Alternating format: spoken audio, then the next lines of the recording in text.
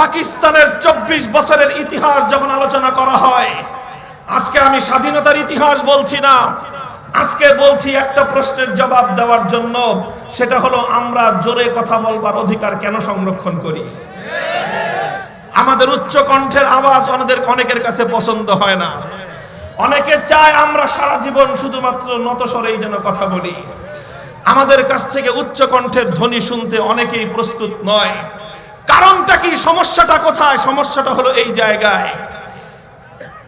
পশ্চিম পাকিস্তানের 24 বছরের ইতিহাসে অনেক বড় বড় সংগ্রাম হয়েছে।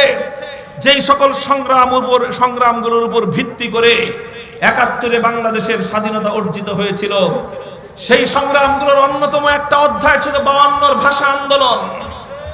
1952-র ভাষা আন্দোলন কারা করেছিল? 1952-র ভাষা আন্দোলনের নেতৃত্ব কারা দিয়েছিল? বামপন্থীরা।